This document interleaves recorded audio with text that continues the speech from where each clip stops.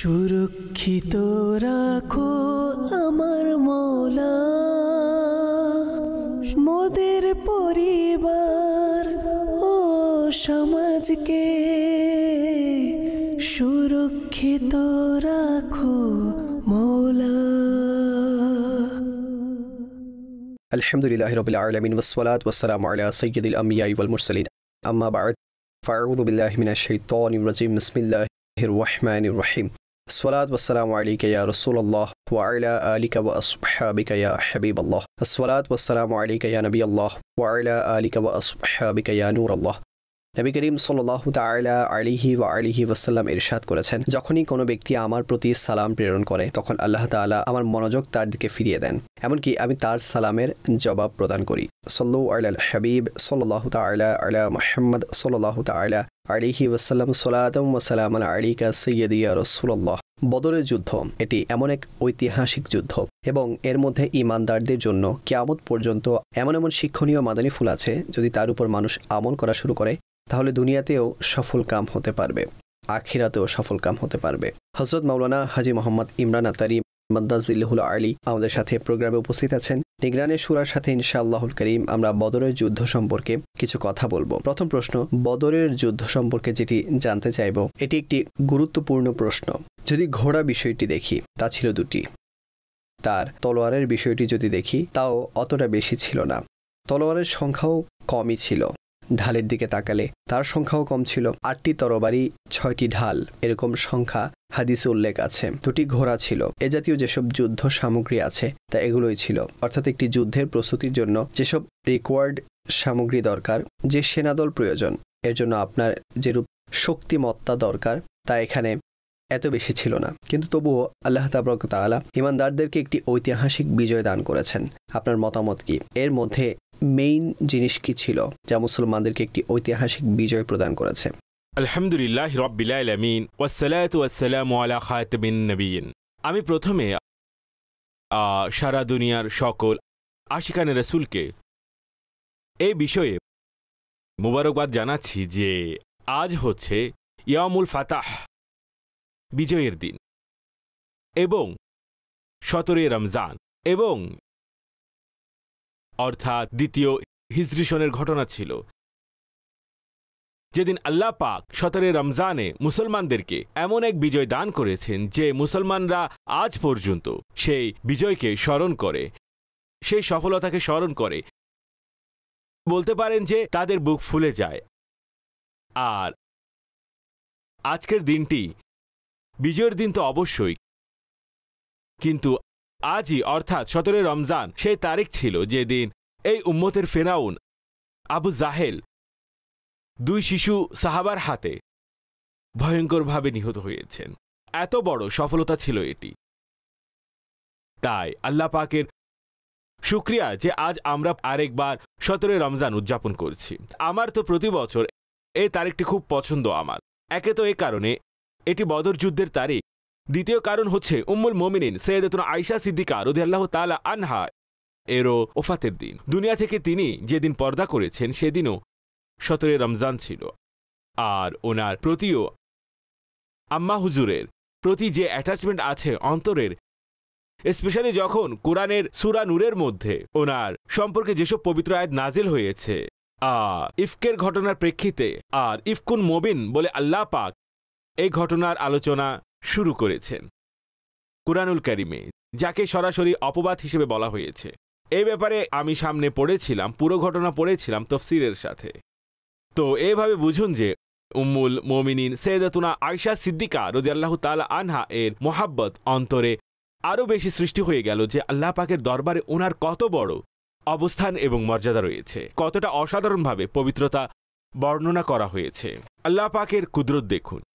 এই পবিত্রতা, এই নিষ্কলুষতা শুধুমাত্র নবী করিম সাল্লাল্লাহু আলাইহি ওয়াসাল্লামের পবিত্র জবান থেকে নির্গত হয়নি, হাদিস পর্যন্ত সীমাবদ্ধ থাকবে। এখানে কুরআনুল কারীমের আয়াতও নাজিল হয়েছে, এবং এত বেশি আয়াত নাজিল হয়েছে যে কিয়ামত পর্যন্ত নামাজের মধ্যে আমাদের আম্মা জান উম্মুল মুমিনিন আয়েশা সিদ্দিকা রাদিয়াল্লাহু তাআলা আনহার মর্যাদা খুতবা পড়া হতে থাকবে। যখনই কুরআনুল কারীমে এই সকল আয়াতে কারিমার তেলাওয়াত করা হবে, আলহামদুলিল্লাহি রাব্বিল আলামিন, আমাদের আম্মাজান উম্মুল মুমিনিন আয়েশা সিদ্দিকা শান ও মানের আলোচনা মুসলমানগণ শুনবে আলহামদুলিল্লাহ। তো এভাবে এই দিনটি একটি হিস্টোরিক্যাল মোমেন্টস হিসেবে গণ্য, একটি হিস্টোরিক্যাল ডেট এটি, 17 রমজানুল মুবারক। আর আপনি যে প্রশ্নটি করেছেন সালমান ভাই, যে এত কম, একে বলা হয় যুদ্ধ সরঞ্জাম অথবা যুদ্ধাস্ত্রের ঘাটতি। জি, যদি একে আমরা আলোচনায় রাখি, বর্তমানে এটি খুব গুরুত্বপূর্ণ, বর্তমানে এটি খুব শক্তিশালী হওয়া উচিত ছিল, কিন্তু এই যুদ্ধ থেকে যা আমরা শিখেছি এবং যা শিখতে পাওয়া যায়, জি, যেসব যুদ্ধের অস্ত্রশস্ত্র আছে অথবা যুদ্ধের যেসব সরঞ্জাম আছে, এগুলোর ইম্পর্টেন্সকে তো কেউ অস্বীকার করবে না, কিন্তু মুমিন এগুলোর উপর আস্থা রাখে না, ভরসা রাখে না।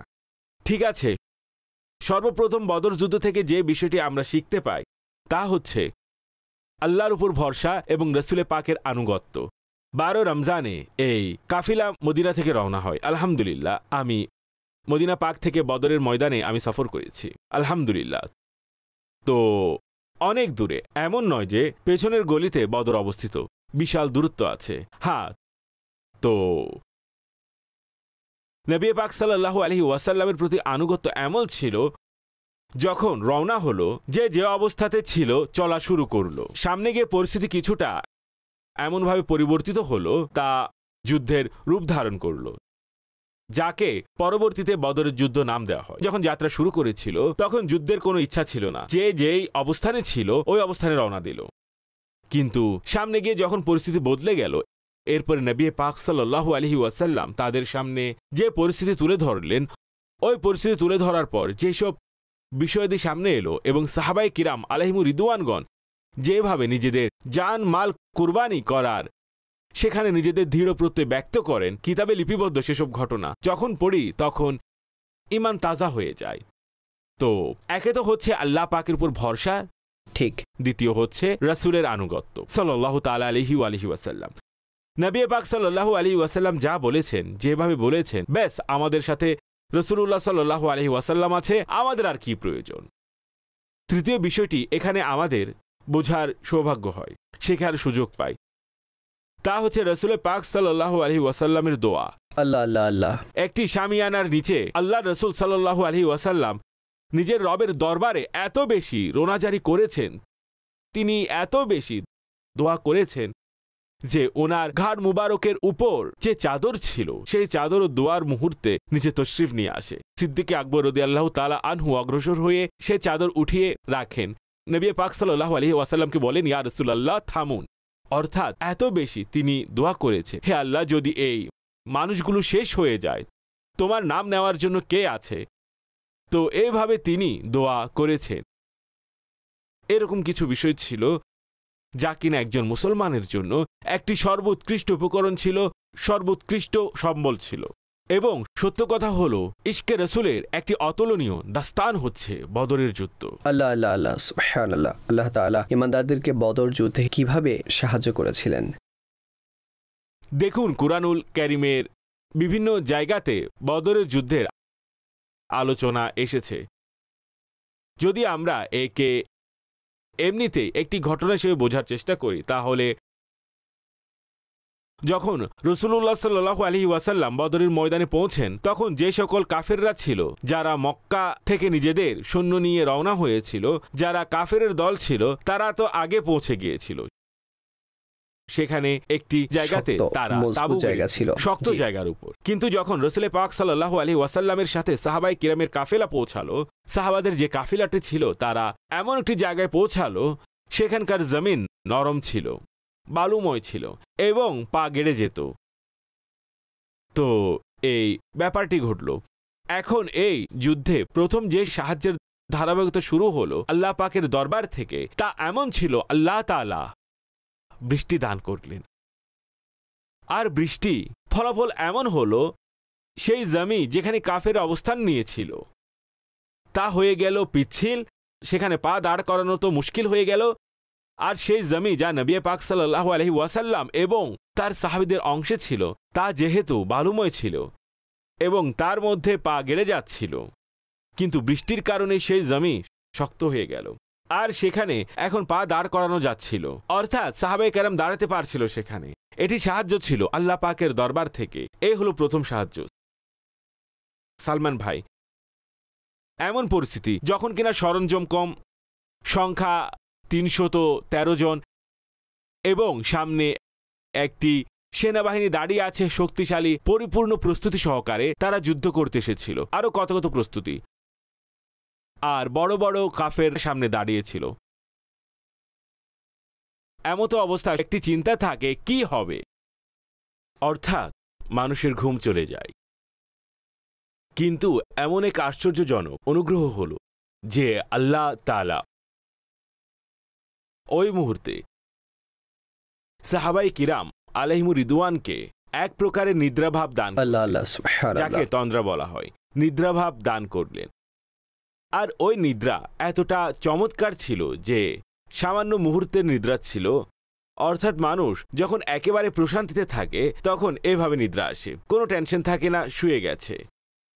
তো এতটা প্রশান্তিময় এবং এতটা অসাধারণ সংক্ষিপ্ত নিদ্রা ছিল, তন্দ্রা ছিল, যে সাহাবায়ে কিরাম আলাইহিমুর রিদওয়ানগণ একদম ফ্রেশ হয়ে যান। জি, ফ্রেশ হয়ে যান। ঘুম খুব আরামদায়ক ছিল। আচ্ছা, 1-2 জনের সাথে হলে বোঝা যেত যে ক্লান্তির কারণে এ ঘুম এসেছে, সবার সাথে এই ঘটনা ঘটেছে। তো এটি আল্লাহ পাকের দরবার থেকে অসাধারণ সাহায্য ছিল। এটি হলো দ্বিতীয় সাহায্য। তৃতীয় সাহায্য সম্পর্কে যদি আমি বলি, তা আল্লাহ তাআলা ফেরেশতাদের মাধ্যমে সাহায্য করেছেন। সুবহানাল্লাহ। ফেরেশতাদের দল নাজিল হয়েছিল, এমনকি জিবরিল আমিন আলাইহিস সালামও মুসলমানদের সাহাবায়ে কিরামের সাহায্যের জন্য বদর যুদ্ধে উপস্থিত হয়েছিলেন। আলহামদুলিল্লাহ, আমি সেই বালুর টিলা জিয়ারত করেছি, যা ফেরেশতা নাজিল হওয়ার স্থান হিসেবে বর্ণনা করা হয়। এবং আমি একটি প্রোগ্রাম দেখেছিলাম আব্দুল হাবিব ভাইয়ের, সেই বালু এমন যে তা শরীরে বা কাপড়ে লাগে না, এমন অদ্ভুত বালু। তখন আমি ভাবলাম কখনো সুযোগ পেলে আমিও জিয়ারত করব। সেখানে গিয়েছি, দেখেছি সেই বালুর টিলা এবং সেই স্থান জবলে মালাইকা, আলৌকিক, খুবই ইন্টারেস্টিং এবং প্রভাবময় সেই স্থান। তো এইভাবে ফেরেশতাদের মাধ্যমে আল্লাহ পাক তার প্রিয় হাবিব সাল্লাল্লাহু আলাইহি ওয়াসাল্লামের সাহাবীদের সাহায্য করেছেন। সুবহানাল্লাহ। বদরি সাহাবীদের ফজিলত সম্পর্কে যদি জিজ্ঞেস করি, এই সম্পর্কে আপনি কি বলবেন? আর কি বলবো, যে আসহাবে বদরের ব্যাপারে এসেছে যে সাহাবায়ে কিরাম আলাইহিমুর রিদওয়ানগণের যে সকল সিরাত আমরা পাঠ করি, সেখানে বদরি সাহাবা আলাদা একটি টাইটেল আছে। যারা হুদায়বিয়ার সন্ধিতে ছিলেন, একটি আলাদা টাইটেল আছে। আস-সাবিকুনাল আউয়ালুন, এটি একটি পৃথক টাইটেল। এইভাবে আসহাবে বদর, এটি একটি পৃথক টাইটেল, আর ওনাদের আলাদা ফজিলত আছে। এখানে উসমান গনি রাদিয়াল্লাহু তাআলা আনহুর আলোচনা খুবই জরুরি, যে প্রিয়নবী সাল্লাল্লাহু আলাইহি ওয়াসাল্লামের যিনি কন্যা ছিলেন, তিনি অসুস্থ ছিলেন। তখন প্রিয়নবী সাল্লাল্লাহু আলাইহি ওয়াসাল্লাম হযরত উসমান গনি রাদিয়াল্লাহু তাআলা আনহুকে ওনার সেবা শুশ্রূষার জন্য মদিনাতে থাকার আদেশ দিয়েছিলেন। তাই তিনি বদরের ময়দানে যদিও অংশগ্রহণ করতে পারেননি, কিন্তু উসমান গনি রাদিয়াল্লাহু তাআলা আনহুকে বদরি সাহাবা হিসেবে গণ্য করা হয়। আর যখন গনিমতের মাল বন্টন হয়েছিল, সেখান থেকেও উসমান গনি রাদিয়াল্লাহু তাআলা আনহুকে অংশ দেওয়া হয়। তাই বদরি সাহাবাদের ব্যাপারে বিশেষভাবে সুসংবাদ রয়েছে, তাদের জন্য পুরস্কার রয়েছে এবং ওনাদের আলাদা একটি ইম্পর্টেন্স আছে। এমনকি আমি দেখেছি যে অনেকেই বদরি সাহাবীদের নাম লিখে রেখেছেন নিজের কাছে। যদি তাদের নামের মাধ্যমে কোনো দোয়া করা হয়, আল্লাহ পাক সে দোয়া কবুল করে নেন। সুবহানাল্লাহ, সুবহানাল্লাহ। নবীর সকল সাহাবী জান্নাতি জান্নাতি। আর বদরি সাহাবীদের মর্যাদা কতই না মহান। আল্লাহ তাবারক ওয়া তাআলা সাহাবায়ে কেরাম আলাইহিমুর রিদওয়ানের বরকত আমাদের সকলকে নসিব করুন। আসুন কলের দিকে যাই। সাল্লু আলাল হাবিব সাল্লাল্লাহু তাআলা আলা মুহাম্মদ। হুজুর, কুরআন শরীফ তিলাওয়াতের জন্য সময় পাই না, এর কোনো সমাধান বলে দিন। মোবাইল থেকে নিজেকে দূরে রাখুন, ইনশাআল্লাহ অনেক সময় পাবেন। আমাদের অনেক সময় মোবাইল নিয়ে গেছে। খাবারের টাইমিংকে সেট করুন, সময় পাবেন। যদি বন্ধুদের আড্ডায় বসার এমন অভ্যাস থাকে যার কোনো লিমিটেশন নেই, তাহলে সেসব ছাড়ুন, ইনশাআল্লাহ সময় পাবেন। সময় মতো বিছানায় যান, সময় মতো বিছানা থেকে উঠে যান, ইনশাআল্লাহ সময় পাবেন। আর আসল কথা তো এটাই, সময় সেই লাভ করবে, আল্লাহ পাকের তৌফিক যার নসিব হবে। আল্লাহ পাক যাকে তৌফিক দান করবেন। একটি নতুন শিডিউল বানান। আলহামদুলিল্লাহ, আপনি ফজরের নামাজের পূর্বেও সময় পাবেন। আপনারা এই মাসে অন্তত জাগ্রত হন সেহরির কিছু টাইম পূর্বে, তাহলে মাশাআল্লাহ তাহাজ্জুদের নামাজের সময় পেয়ে যাবেন এবং তিলাওয়াতের সময়ও পেয়ে যাবেন। একইভাবে যদি আপনি আসরের আজানে মসজিদে গিয়ে শুনেন, তাহলে আসরের সুন্নত নামাজ পড়া থেকে নিয়ে ফরজ নামাজ আদায়ের মধ্যবর্তী সময়টি আপনি পেয়ে যাবেন। একইভাবে মাগরিবের নামাজ এবং সুন্নত সমূহ অথবা আওয়াবিনের নফল ইত্যাদি আদায় করেও আপনি সময় পেয়ে যাবেন। তারাবি পড়ে আপনি সাথে সাথে কিছু সময় পেয়ে যাবেন। যদি আপনি এভাবে দেখেন তাহলে আলহামদুলিল্লাহ সময় পাওয়া যাবে, এমন নয় যে সময় পাওয়া যায় না।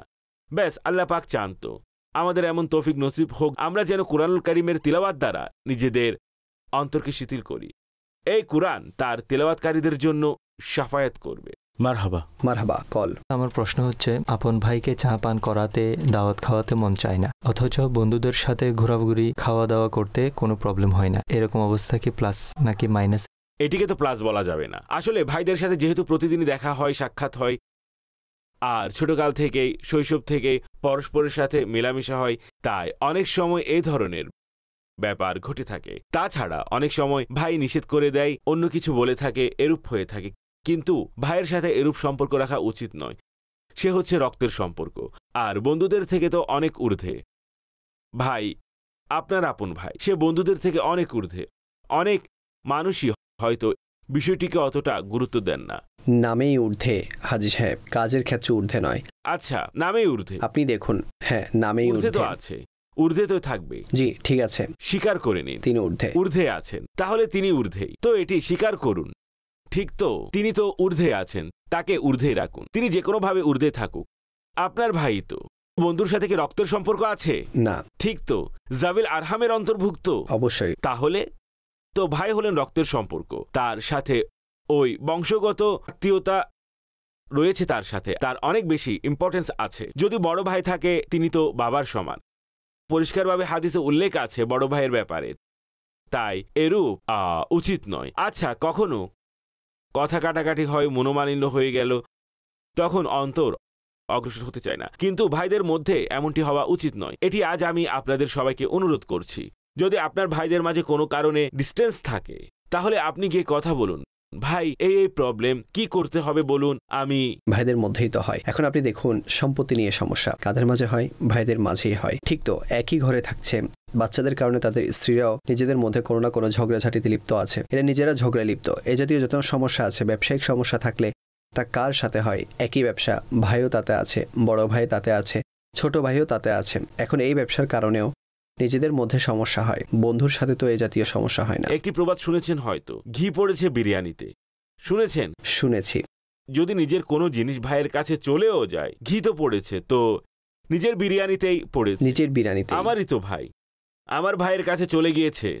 সালমান ভাই, যদি আপন ভাইদের মাঝে বন্ডিং থাকে, প্রপার বন্ডিং থাকে, আর আল্লাহ না করুক উভয়ের স্ত্রীর মাঝে প্রবলেম থাকে, আল্লাহ না করুক সবার পরিবারে এমনটি হয় না, যদি আল্লাহ না করুক তাদের উভয়ের সামনে এমন প্রবলেম থাকে, উভয়ে এই প্রবলেম রয়েছে, আর ভাইদের মাঝেও বন্ডিং আছে, স্ত্রীরা ফেল হয়ে যাবে, তারা কিছুই করতে পারবে না যদি ভাইয়ের মাঝে বন্ডিং থাকে।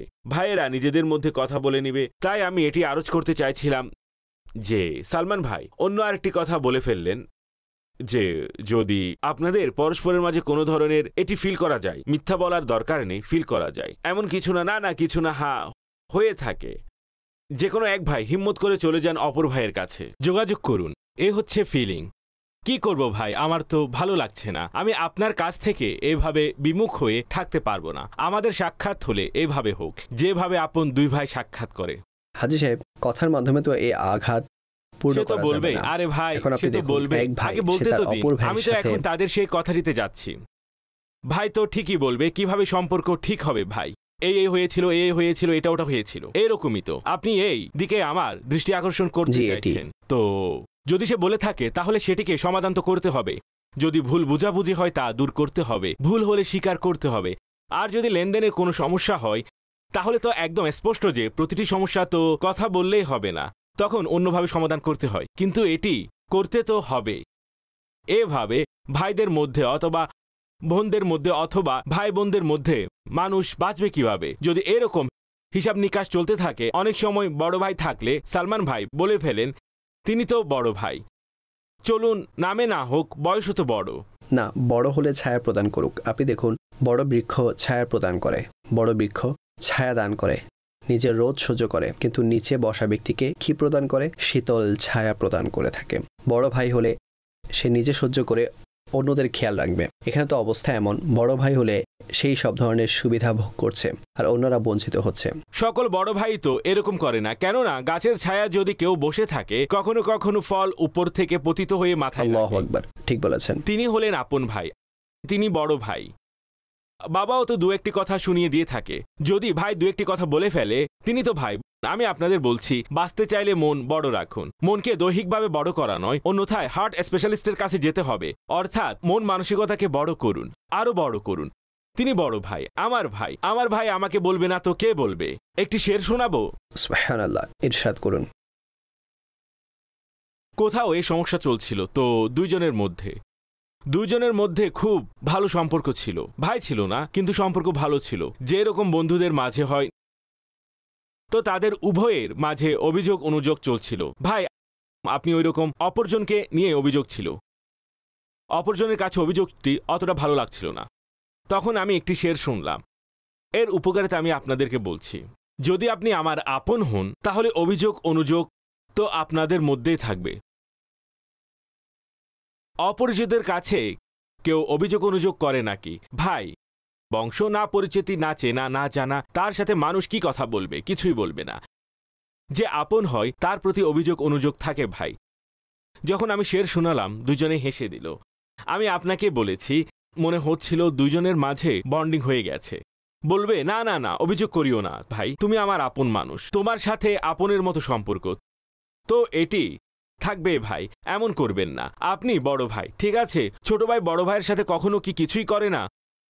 19-20 তো সেও করে থাকে, বাদ দিন, সেও ছোট, তিনি বড়। ছোটদের শতভাগ স্নেহ করা উচিত, 100% স্নেহ করা উচিত। অর্থাৎ এই হাদিসকে উভয়ে নিজের উপর নিন। যে আমাদের বড়দের সম্মান করে না এবং ছোটদের স্নেহ করে না, সে আমাদের দলভুক্ত নয়। ঠিক তো? এটি তো উভয়ের জন্য বলা হয়েছে। আমি এটি আরজ করব, যদি এমন কিছু ঘটে থাকে ফোন করুন, ওঠান, প্রথমে সালাম জানান। হতে পারে একটু রাফ কথা বলবে, সমস্যা নেই। যদি কারোর সাথে দূরত্ব হয়ে থাকে তা শেষ করুন। আমি দূরত্বের পক্ষে নই, আমি কথা বলার পক্ষে। আল্লাহ পাকের অসংখ্য রহমত, আমি কথা বলার পক্ষে। যদি কথা বলতে না চাই, আমি যেন আগে কথা বলি। এখন অপরজন যদি একদমই কথা বলতে না চায়, এরপরও নিজের মনকে পরিষ্কার রাখুন। নিজের অন্তরকে মুসলমানদের প্রতি বিদ্বেষ থেকে পবিত্র রাখা উচিত। এতে দুনিয়া ও আখিরাতের কল্যাণ রয়েছে। মারহাবা, জি, কল নিয়ে নিচ্ছি। আমাদের 3 ভাইয়ের স্ত্রী পরস্পরের সাথে ঝগড়া করে, এর সমাধানের জন্য আমাদের কি করা উচিত? অবশ্যই ধৈর্য ধরতে হবে এবং নিজেদের মধ্যে ঝগড়া না করা উচিত। এবং এতটা হিম্মত করাও উচিত নয় যে এভাবে কল করে বলে দেওয়া। তো এর সমাধান হচ্ছে এই যে ঘরে দিনী পরিবেশ গড়ে তুলুন এবং গীবতের ধ্বংসলীলা এর দরজ শুরু করুন আর নিজেদের মধ্যে বন্ডিং তৈরি করুন এবং ভাইয়েরা পরস্পর মিলেমিশে এর সমাধান বের করা উচিত। যদি আমরা গীবত শোনা, পরনিন্দা শোনা বন্ধ করে দেই একে অপরের, তাহলে আমি আপনাকে বলছি চেঞ্জ আসবে। এটি আমি প্র্যাকটিক্যাল কোনো এক জায়গায় গিয়েছিলাম এবং সেখানেও আমাকে ভাইয়েরা একসাথে এই ধরনের কথা বলেছিলেন, ভাই এখন আমরা কি করব? তো তাদের সকলের এই ভাষ্য ছিল যে আমরা যখন আলাদা থাকতাম খুব ভালো আন্ডারস্ট্যান্ডিং ছিল, যখন থেকে আমরা একসাথে থাকতে লাগলাম আমাদের আন্ডারস্ট্যান্ডিং শেষ হয়ে যাচ্ছে, দূরত্ব তৈরি হচ্ছে। আমি বললাম যখন আপনারা ঘরে যান তখন এই জাতীয় কথা সারাদিনের কাহিনী শুনে থাকেন। বলল শুনেতে থাকে। আমি বললাম তো এটি হবেই, শোনা বন্ধ করে দিন, স্ত্রীকেও নম্রতার সাথে সংশোধন করুন। আল্লাহর বান্দি, কেন গীবত চগলখড়ি করে নিজের কবর ও আখিরাতকে বরবাদ করছো? না, আমি গীবত করছি না। তাহলে কি করছো? যদি কথা সত্য হয় সেটাও তো গীবত হয়ে যায়। কেননা সে যখন বলবে গিয়ে কথা বলি, আপনি তো কথা বলতে দিবেন না। যখন কথাই বলতে দিবেন না তাহলে কথা বললেন কেন? পেট হালকা করার নামে নিজের গুনাহের ওজন কেন বাড়াচ্ছেন? ধৈর্য ধরুন। বরং যদি আল্লাহ না করুন কোথাও এ ধরনের পরিবেশ থাকে, তাহলে নারীদের উচিত তারা নিজেরা যেন মিলিয়ে নেন। আমি একটি ঘটনা আপনাদের সাথে শেয়ার করছি। এক কনে ছিল যিনি পুত্রবধূ হয়ে ঘরে এলো এবং কিছুদিনের মধ্যে তার এই বিষয়টি পরিষ্কার হয়ে গেল যে আমার স্বামী নিজের বাবার সাথে কথা বলেন না, অর্থাৎ বাবা ছেলের মধ্যে মনোমালিন্য হয়েছে। আচ্ছা, এর থেকে তিনি ফায়দা উঠাচ্ছিলেন না। এখন তিনি এটিকে টার্গেট নিলেন, আমি যে কোনোভাবে আমার স্বামীকে তার বাবার পায়ে নিয়ে ফেলব। আচ্ছা, যখনই তিনি তার শ্বশুরের ব্যাপারে কোনো কথা বলতেন তখন তার স্বামীর মুড খারাপ হয়ে যেত, কিন্তু তিনি প্রচেষ্টা ত্যাগ করেননি। লম্বা ঘটনা, আমি শুধু এটুকু বলে দিচ্ছি, তিনি দোয়া করতেন। কোথাও না কোথাও যখনই আলোচনা হতো তিনি স্বামীর বাবার ভালো কথা তুলে ধরতেন। অতঃপর একদিন খুবই মুড়ে ছিল তার স্বামী, তিনি বসে শ্বশুর সম্পর্কে খুব ভালো ভালো সুন্দর কথা বললেন, বাবার গুরুত্ব বুঝালেন, শরীয়ত এবং দিনে বাবার কি অবস্থান রয়েছে তা বললেন এরকম ক্ষমা কোন জিনিসের নাম, মাফ করা, আপনি সন্তানের দায়িত্ব কি, এভাবে করে অনেক কথা স্বামীকে শোনালেন। সব শেষ কিছুদিন পর ছেলের মনে বাবার প্রতি একটু হালকা মহব্বত জাগলো। অতঃপর স্ত্রী এটিকে আরও বাড়িয়ে দিলেন। শেষমেশ তিনি বাবা এবং ছেলেকে একত্রিত করতে সফল হলেন। তিনিও তো স্ত্রী ছিলেন যিনি এই ধরনের কাজ করে সফলকাম হয়েছেন। তাই যখনই এমন কোনো বিষয় ঘটবে তখন মেয়েদের উচিত, স্ত্রীদের উচিত সেসব কথা বলা যার মাধ্যমে গড়ে উঠবে ইনশাল্লাহ আপনার ঘর সুদৃঢ় হবে। আমার মেয়েদের অনুরোধ করছি, আমার বোনদের আরজ করছি, আপনার পরিবার সুদৃঢ় হবে। এখানে আত্মকেন্দ্রিক হওয়ার কাজ নেই, এখানে সেলফিশ হওয়া উদ্দেশ্য নয়। এটি হচ্ছে ফ্যামিলির কাজে মানুষ সেলফিশ হয় না। ফ্যামিলিতে মানুষ একে অপরের জন্য ভালো কাজ করে থাকে। যেসব ছেলেরা অলরেডি তাদের মা বাবা থেকে দূরে আছেন, এটি হয়ে থাকে, আমি আপনাদের বলছি। আর যখনই বিবাহ হয় তো যেহেতু শুরু থেকে মা বাবার সাথে তার অতটা বন্ডিং বা আন্ডারস্ট্যান্ডিং ছিল না, বিবাহ তো হয়ে যায়। বিবাহের পর যখন তার স্ত্রী সঙ্গী সাহারা পায়, তার মাঝে একটা আন্ডারস্ট্যান্ডিং এস্টাবলিশ হতে থাকে, তখন সে মা বাবা থেকে আরও বেশি দূরে সরে গিয়ে স্ত্রীর নিকটবর্তী হওয়া শুরু করে দেয়। তখন তার স্ত্রী ফিল করে যে স্বামী তার মা বাবা থেকে কেন দূরে আছে। সেই তো ফিল করে না হাজী সাহেব, এটাই তো সমস্যা। আমি এটি বলতে চাইছি, স্ত্রী ফিল করে যে তার স্বামী মা বাবা থেকে দূরে, সে যেন আনন্দিত না হয়। এই কারণে এই ক্ষেত্রে সে দেখুক যে স্বামী তার মা বাবা থেকে কেন দূরে সরে যাচ্ছে। তারা তো তার মা বাবা, তাদের সেবা করা স্বামীর উপর আবশ্যক। এটি একজন ভালো নেককার দিনদার নারীর মাদানী চিন্তাধারা হবে। আমার স্বামীর উপর তার মা বাবার সেবা আবশ্যক, কেননা সে ভাববে কাল তো আমারও সন্তান হবে। তাই সে তার স্বামীর উপর চেষ্টা চালাবে যেন তার মা বাবার প্রতি যে দূরত্ব তৈরি হয়েছে সেই দূরত্ব যেন শেষ হয়ে যাক। এটি সেই কর্মপন্থা, সে যখন একে বাস্তবায়ন করবে আল্লাহ পাক এর ওসিলায় তাকে আবাদ করবেন। আমি এটি আরজ করতে চাইছি। বন্টন করলো স্বামী, আচ্ছা এর ফলে কি হবে? সেভাবে স্বামী হয়তো ওই দিকে চলে যাবে না। তার এই আমল তার স্বামীর মনে ইজ্জত বাড়াবে। আর যদি কখনো আল্লাহ না করুন তার স্ত্রী ব্যাপারে এমন কোনো অনাকাঙ্ক্ষিত কথা মা বাবার কাছ থেকে আসে, তাহলে সে এটি বুঝতে পারবে, সে ওই কথার প্রেক্ষিতে উত্তর দিবে, সে তো ওই মহিলা যে আমাকে আপনাদের নিকটবর্তী বানিয়েছে, সে কিভাবে ভুল হতে পারে। তো এই একটি জিনিস হয়ে থাকে, আর মা বাবারও সম্মান বাড়বে এবং তাদের সেলফ রেসপেক্টও বেড়ে যাবে যে সে এমন মেয়ে আমাদের হারিয়ে যাওয়া সন্তান ফিরিয়ে দিয়েছে। অন্যথায় এমন হয় যে এখান থেকে কন্যা বিদায় হয়, আরেক দিকে ছেলেরও বিদায় হয়ে থাকে। তো এরকম হওয়া উচিত নয়। মা বাবা তাদের জায়গায়, এবং মা বাবার দিক থেকেও যেন এমন না হয় স্ত্রীর হক আদায় করার ক্ষেত্রে অলসতা করবে। কিয়ামতের দিন তাকে তার স্ত্রীর ব্যাপারে জিজ্ঞাসা করা হবে, তুমি কি কারণে তার হক নষ্ট করেছ।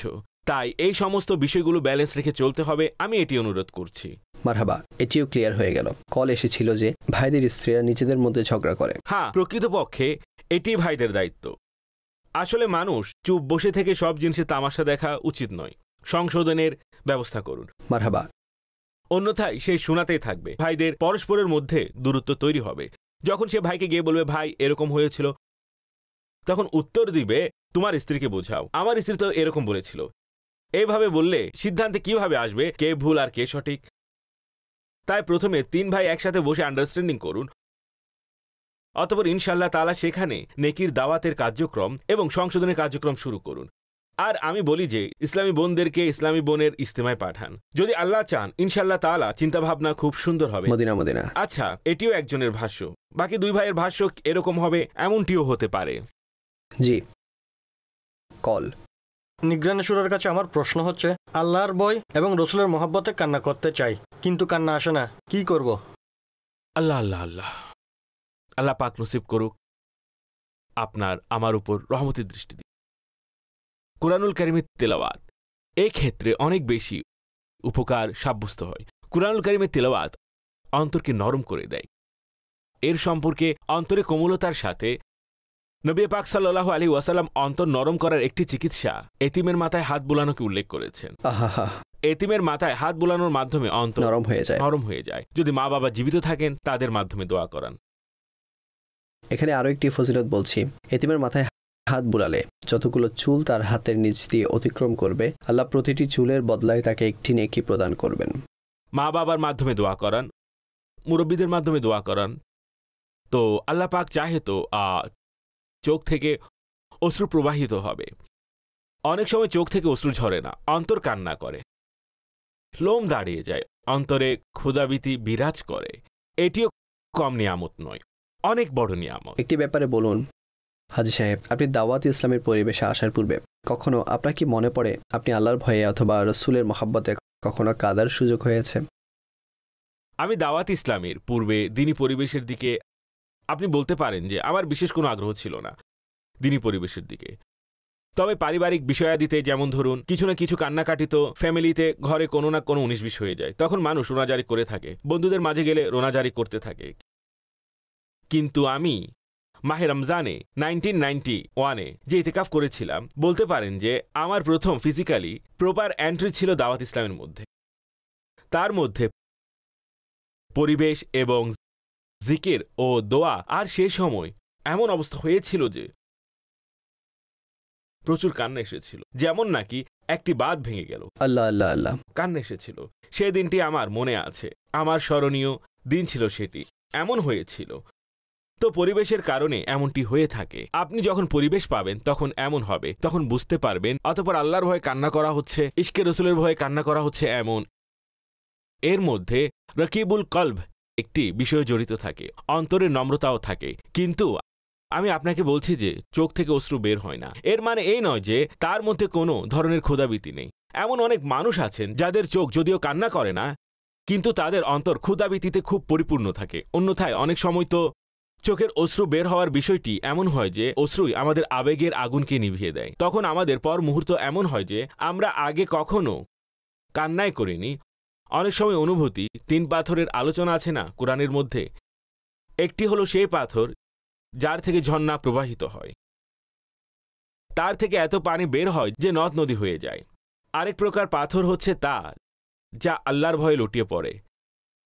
3 পাথরের ব্যাপারে বনি ইসরায়েলকে বলেছেন, তোমাদের অন্তর তো পাথর থেকেও শক্ত। পাথরের মাঝেও এ ধরনের পাথর থাকে, ঠিক তো? তাই আল্লাহ পাক আমাদেরকে তার এবং তার হাবিবের স্মরণে, আখিরাতের স্মরণে, কবর ও হাসরের স্মরণে কান্না নসিব করুন। আমিন। रोने वाली आंखें मांगो, रोना सबका काम नहीं है। जिक्र मोहब्बत आम है लेकिन सोज मोहब्बत आम नहीं है। কল। আমি নিগরানি শুরার কাছে একটি বিষয়ে দিক নির্দেশনা চাই। যদি মা বাবা নিজেদের সন্তুষ্টিকে কোনো বিশেষ ব্যক্তির সাথে সম্পৃক্ত করে থাকেন, তিনি যাই বলবেন সেটাই করতে হবে, সেটাই পরিধান করতে হবে, সেখানেই ঘুরতে যেতে হবে, যদিও আপনার প্রতি ওই ব্যক্তির আচরণ কর্মচারীর চাইতেও নিকৃষ্ট হয়, তো এমন পরিস্থিতিতে কি করা উচিত? পিতামাতার কাছে অনুরোধ করা উচিত। যদি পিতামাতা কোনো আদেশ আল্লাহ এবং তার রসুলের আদেশের বিরুদ্ধে না যায়, তাহলে আমাদের জন্য অবশ্যই এটি অ্যালার্ট পজিশন। বাবা বলেছেন, মা বলেছেন, আপনি কিতাবে পড়ুন, ফিকি বিধান পড়ুন মা বাবার ব্যাপারে, তাদের বিধানবলী সম্পর্কিত কোন কোন জিনিস করা সন্তানের উপর আবশ্যক করা হয়েছে। যদি বাবা অথবা মা এমন আদেশ দেন আর তা আল্লাহ এবং তার রসুলের হুকুমের সাথে সাংঘর্ষিক নয়, যে পরিস্থিতির কথা উল্লেখ করেছেন, এ ব্যাপারে আপনাকে আমার পরামর্শ হচ্ছে নিজের মা বাবার সাথে অথবা নিজের বাবার সাথে নম্রতা, লড়াই করে নয়, ঝগড়া করে নয়, যদি সম্ভব হয় কান্না করে, আব্বু কিভাবে, প্লিজ এভাবে করে কথা তো বলুন। বাবা তো বাবাই ভাই, এর চেয়ে বেশি কে আছে? স্নেহময় এবং নম্র আচরণ করবেন। আপনি কথা তো বলে দেখুন, কান্না করে কথা বলে দেখুন, একবার না হলে 2 বার কথা বলে দেখুন। কিছু বিশেষ কারণ থাকলে সেই কারণ তুলে ধরুন। আব্বু, এটা নয়, এটাই কারণ। অনেক সময় মেয়েদের ক্ষেত্রে অনেক সমস্যা দেখা দেয় এবং আত্মীয়দের ব্যাপারে মেয়েদের ক্ষেত্রে অনেক সমস্যা দেখা দেয়। আমার কথা আপনি বুঝে নিন। আসা যাওয়ায় থাকা পরিবারের জন্য মেয়েরা খুব ভীতির শিকার হন। জি হ্যাঁ, ওইসব মেয়েদের উচিত যদি এমন কোনো অনাকাঙ্ক্ষিত পরিবেশ এবং আনকমফোর্টেবল পরিবেশ যদি তাদের আশেপাশে গড়ে ওঠে, তা নিজের মা বাবার সাথে শেয়ার করুন। মা বাবাও তাকে ইগনোর না করা।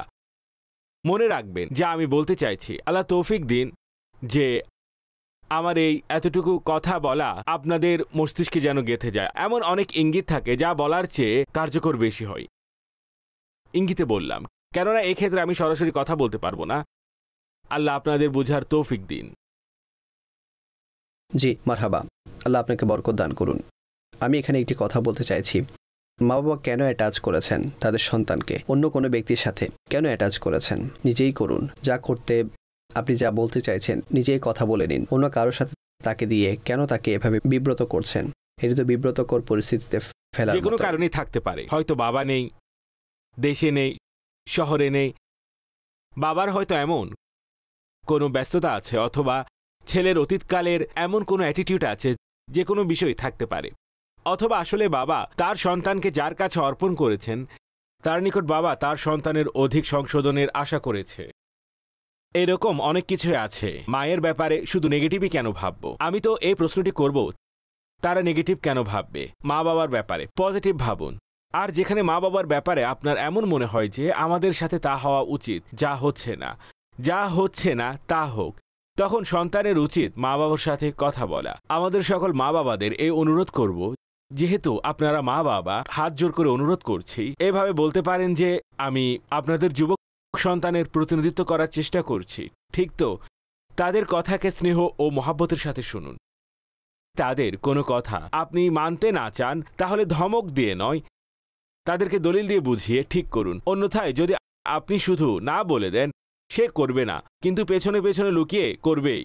যদি কোনো জিনিস অপছন্দনীয় হয়, মন্দ বা খারাপ কিছু থাকে, আপনি এটাকে তার অন্তরে জাগ্রত করুন, যেন সে আপনার অ্যাবসেন্সেও না করে, আপনি দুনিয়া থেকে যাওয়ার পরও যেন না করে। মারহাবা, মাশাআল্লাহ। আমাদের কাছে একটি ভিডিও ক্লিপ আছে, তা নিয়ে নিচ্ছি। জি। নিগরানি শুরার নিকট আমার প্রশ্ন হচ্ছে, বিয়ের অনুষ্ঠানে দেখা যায় বরকে গাড়ি থেকে নামানোর সময় এবং স্টেজে ওঠার সময় ফিতা কাটানোর নামে বিভিন্ন ধরনের টাকা আদায় করার জন্য কনেপক্ষের লোকেরা বিভিন্ন ফাঁদ বসিয়ে থাকে। এই ক্ষেত্রে বরের কাছে টাকা আছে কি না সেটাও কারো মাথায় থাকে না। অনেক সময় দেখা যায় এই ক্ষেত্রে বরপক্ষরা অনেক বিভ্রান্ত বা পেরেশানির সম্মুখীন হয়। এই বিষয়ে আপনি কি বলবেন? আমার তো দাওয়াত ইসলামের পূর্বকার কিছু না কিছু এর অবস্থা সম্পর্কে জানা আছে। এখনকার অবস্থা জানা নেই যে কোথায় থেকে কোথায় চলে গেছে। এটি সাধারণভাবে এ ধরনের যেসব রসম আছে তা খুবই শিষ্টাচার বহির্ভূত, অভদ্র এবং অনৈতিক আর পর্দাহীনতার উপর প্রতিষ্ঠিত। এগুলোর মধ্যেই কোনোটি ভালো শব্দ নয় যা আপনি আপনার জন্য নির্বাচন করার চেষ্টা করবেন। এটি এমন কাজ, আর এটি এই ধরনের হয়ে থাকে। আচ্ছা, এটিও জানা থাকে বরের আমার সাথে এমন হতে যাচ্ছে, সেও এগুলোর মাধ্যমে মজা নিতে থাকে, পকেটেও তিনি টাকা রেখে দেন। বন্ধুদের কাছে এটি আমি অতীতের কথা বলছি। এখন তো আমার মনে হয় এর মধ্যে আরও অনেক বিষয় যা মানুষ যুক্ত করেছে তা বলা যাবে, তাই এরকম কোনো রসম হওয়া উচিত নয়। আপনার বোনেরা নিজের আপন ভাইয়ের সাথে খুবই শিষ্টাচারিতার মধ্য থেকে, যেখানে কোনো আখলাকিভাবে, যেখানে কোনো শরীয়ত বিরোধী কাজ হচ্ছে না, যদি এমন কোনো কথাবার্তা বলে যা কিনা মনোমালিন্য, কষ্টদায়ক এবং কষ্টে নিক্ষেপকারী হয় না, তা একটি আলাদা বিষয়। খুশির মুহূর্তে মানুষ করে থাকে, যেমন ঈদের দিন সালামির জন্য বাচ্চারা জেদ ধরে থাকে, আমি 200 টাকা নিব। মা বাবার সাথে বাচ্চারা জেদ ধরে বসে, যদিও করা উচিত নয়, তো এমন কোনো অবস্থা হলে তা ভিন্ন বিষয়। কিন্তু এমন পরিস্থিতি তৈরি হওয়া তো খুবই কঠিন। যদি অবস্থা বিরাজ করে, মানুষ বলবে যে ভাই না করাটাই ভালো ছিল, কোনো মজাই আসেনি। মজা নেওয়ার জন্য যে সমস্ত কাজ করা হয় সেখানে বন্ধুও থাকে, বোনদের বন্ধুও থাকে। তো এভাবে আল্লাহর পানা। কিন্তু আমি আপনাদের এটি বলছি, বিগত ২০-৩০ বছরে তো এই অবস্থার আরও অধপতনের দিকে চলে গিয়েছে হয়তো। আমি তো অতীতের দেখা অবস্থা সম্পর্কে কথা বলছি, যখন আমি দাওয়াত ইসলামীতে ছিলাম না সে সময়ের কথা বলছি। এই ধরনের পরিবেশ যে সময় আমি দেখেছি, আর এখন কি অবস্থা হবে, আরও খারাপ অবস্থা হয়েছে হয়তো। আল্লাহ পাক আমাদেরকে প্রত্যেক গুনাহপূর্ণ শরীয়ত বিরোধী রসম এবং রেওয়াজ থেকে হেফাজত করুক। জি মারহাবা, আল্লাহ আপনাকে বরকত দান করুন। একটি কথা বলতে চাইছি, এরকমই একটি বিবাহের প্রোগ্রাম ছিল। আমার পুরনো একটি স্মৃতি বলছি। সেখানে এরকম হয়েছিল যে ভাই, অর্থাৎ যেহেতু আমি পাঞ্জাবের অধিবাসী, আমি সেভাবেই ভাই আমাদেরকে রসম করতে হবে। বিবাহের অনুষ্ঠান ছিল, ভাই কি রসম করবেন? তো এক ছিল, অর্থাৎ বরের হাঁটুতে তারা রশি বাঁধে। তখন বরের বাবা বলল, অর্থাৎ সে কি আমার ছেলে নাকি গাধা যার পায়ে আপনারা এভাবে রশি বাঁধবেন? এ জাতীয় রসমও হয়ে থাকে। অনেক সময় তো ঝগড়া লেগে যায় হাজী সাহেব, এটিও আমি আপনাকে বলছি। এ সকল রসম হওয়া বিষয়গুলো লাইফের মধ্যে বিষাক্ত বীজের ন্যায় আকৃতি ধারণ করে। আল্লাহ পরিবারের বয়স্ক মুরব্বীরা এই ধরনের রেওয়াজকে চালু রাখেন, হাত দেন, হতে দেন, জারি রাখেন, মজা নিতে থাকেন। ভয়ঙ্কর বিষয় ভাই। কি করবে?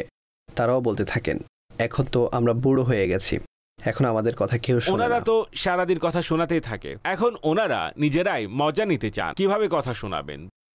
ওনারা কমপক্ষে কিছু তো নয়, অন্তত নেকির দাওয়াত প্রদান করা এবং অসৎ কাজে নিষেধ করার কর্তব্য তো পালন করা উচিত। ওনারা কমপক্ষে এটি বলা তো উচিত যে এগুলো শরীয়ভাবে এর অনুমতি নেই, আমি এর অনুমতি দিতে পারবো না, না আমি তোমাদের এই কাজে অন্তর্ভুক্ত, তোমরা নিজেরা করো, আমি এসবে নেই। এভাবে অনুমতি দেওয়া যাবে না। আপনি কে অনুমতি দেওয়া যখন শরীয়ত নিষেধ করেছে? মদিনা জি কল। আমার প্রশ্ন হচ্ছে, মা বাবা ঝগড়া করে, এর ফলে আমরা সন্তানরা অশান্তিতে থাকি, কার সাইড নিব? একদিকে মা আছেন, অপরদিকে বাবা। কারো সাইড নিবেন না, হাত উঠিয়ে আল্লাহর কাছে দোয়া করুন, হে আল্লাহ আমাদের মা বাবার অন্তরকে মিলিয়ে দিন, মহাব্বত, ভালোবাসা, একত্রতা প্রদান করুন। মায়ের পাশে বসে বাবার সম্পর্কে জায়েজ উত্তম কথা বলে দিন, আর বাবার কাছে বসে মায়ের কোনো ভালো কাজের কথা বলে দিন। ওনাদের উভয়ের অন্তরকে একত্রিত করার চেষ্টা করুন। আল্লাহ পাক চাইলে আপনার দোয়া ইনশাআল্লাহ আল্লাহ তাআলা কবুল হয়ে যাবে। আল্লাহ পাক মা বাবার অন্তর মিলিয়ে দিবেন। কারো সাইড নেবেন না। একদিকে মা, আপনারা বলুন, দুটি চোখ, আপনি এখন কোন সাইড নেবেন? কার সাইড নেবেন? উভয় চোখেই তো প্রিয়, কার সাইড আপনি নেবেন? উভয়ই আমাদের বাবা ও মাও, তাই সাইড নেওয়া যাবে না। নিজেকে ব্যালেন্স রাখুন এবং মাঝখানে থাকারও অনেক সময় পজিশন থাকে না, অনেক প্রবলেম হয়ে যায়। অতঃপর যেরকম অবস্থা, যেরকম আপনার পজিশন, আল্লাহ পাক কল্যাণ করুন।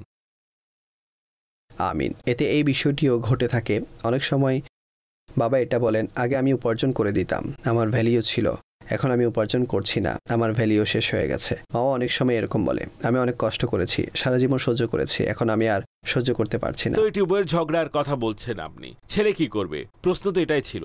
জি জি জি, ছেলের উচিত তাদেরকেও বুঝিয়ে দিন, যেহেতু এই বিষয়ে আলোচনা চলছে। থাকবে ছেলে এই ক্ষেত্রে দোয়া করবে, করা যাবে না এটি হতে পারে না। মায়ের দিকে যাবে নাকি বাবার দিকে যাবে? হ্যাঁ, এটি অবশ্যই বলবো, যদি ছেলে এতটা বুঝজ্ঞান সম্পূর্ণ হয়, মেধাবী হয়, সবকিছু দেখেছে, তাহলে যে জুলুম করছে ছেলের অন্তরে তার ব্যাপারে পার্থক্য তো আসবেই। একদম সঠিক। যদি মা বাড়াবাড়ি করে স্বামীর সাথে, ছেলে দেখছে যে আমার বাবা বেচারা মজলুম, কিন্তু আমার মা কোনোভাবেই ঠিক হচ্ছে না, কোনোভাবে তিনি বাবাকে শান্তিতে বসতে দিচ্ছেন না, তাহলে ছেলের মনে মায়ের যে ইম্পর্টেন্স তা কিছুটা কমে যেতে থাকবে, অনেক কমে যাবে হাজী সাহেব। আর যদি বাবা জুলুম করে, ছেলে দেখছে মা মজলুম, এমনিতে এত কিছু করে, কিন্তু আমার বাবা, ওনার কোনো শুকরিয়াই নেই, যখনই দেখি মাকে কথা শোনাতে থাকে, তখন বাবার মহাব্বত ছেলের অন্তরে কমে যাবে। কিছু না করে মহাব্বতের সাথে থাকুন, ভালোবাসার সাথে থাকুন, একসাথে থাকুন, অনুমতি দিন। সাল্লু আলাল হাবিব সাল্লাল্লাহু তাআলা আলা মুহাম্মদ। সুরক্ষিত রাখো আমার মৌলা মোদের পরিবার ও সমাজকে, সুরক্ষিত রাখো